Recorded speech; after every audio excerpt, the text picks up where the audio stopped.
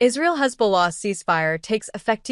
Trading fire with Israel the day after Hamas launched its 2023 terrorist attack on Israel from Gaza. President Joe Biden announced Tuesday that Israel and Hezbollah had agreed to a United States-brokered ceasefire in Lebanon that took effect hours later. In addition to widening the risk of a regional war, the escalated tensions and back-and-forth strikes over the last year killed dozens of people in Israel, hundreds in Lebanon, and displaced tens of thousands on both sides of the border. Under the deal, which went into effect Wednesday at 4 a.m. local time, the fighting at the Israel-Lebanese border was to come to an end, Biden said in outlining the ceasefire, which he said was designed to be a permanent cessation of hostilities. Biden said the U.S. and partners, including France, will make sure this deal is implemented fully. Let me be clear, if Hezbollah or anyone else breaks the deal and poses a direct threat to Israel, then Israel retains the right to self-defense consistent with international law, the president said from the White House. He stressed that the agreement is in Lebanon's best interest and supports its sovereignty, adding that its people, like the people of Gaza, deserve an end to the violence and displacement. The people of Gaza have been through hell. Their world is absolutely shattered, Biden said, adding that Hamas' only way out of the war with Israel is to release the hostages. He said that the agreement between Israel and the Iran-backed militia Hezbollah reminds us that peace is possible. Say that again. Peace is possible, the president said. As long as that is the case, I will not for a single moment stop working to achieve it. Shortly after the president's announcement, Israeli Prime Minister Benjamin Netanyahu said in a statement that his cabinet had approved the U.S.-brokered deal, 10 ministers to 1. Israel appreciates the U.S. contribution to the process and reserves its right to act against any threat to its security, Netanyahu said. A senior U.S. administration official said that when the deal goes into effect, all fire will stop from all parties and that Israel's phased withdrawal will begin.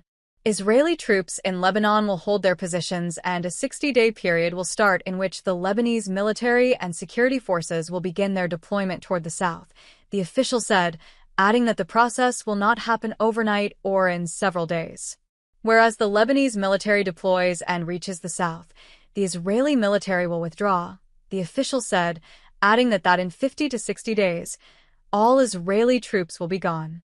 Earlier Tuesday, Netanyahu said he had recommended that his cabinet agree to the deal with Hezbollah, which began trading fire with Israel a day after Hamas' October 7, 2023, terrorist attack, in which about 1,200 people were killed and around 250 taken hostage, according to Israeli officials. Israel's military offensive in the Gaza Strip since then has killed more than 41,000 people, according to health officials in the enclave. Hezbollah says it is supporting the Palestinian resistance. Israel sees it as another attempt by Tehran to attack the Jewish state. Israel also killed several of Hezbollah's most powerful leaders, including Hassan Nasrallah, under whose stewardship the group became the most powerful Iran-backed paramilitary group in the Middle East.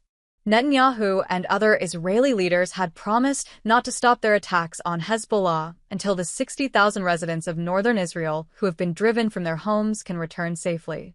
Around 90 Israeli soldiers and 50 Israeli civilians have been killed since October 7, 2023. More than 3,820 people have been killed in Lebanon by Israeli bombing since the fighting started, according to Lebanon's health ministry, a campaign that has displaced some 1.2 million people and unleashed a humanitarian crisis. A World Bank report estimated the cost of physical damage and economic losses due to the conflict in Lebanon at $8.5 billion. In this multi-front war in the Middle East, the Lebanon conflict has become a key focus for Israel in recent months.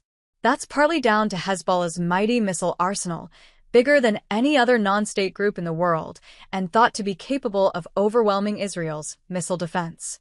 Biden said that with the time he has left in office, he remains committed to working toward his vision for an integrated, secure, and prosperous region, all of which strengthens America's natural security.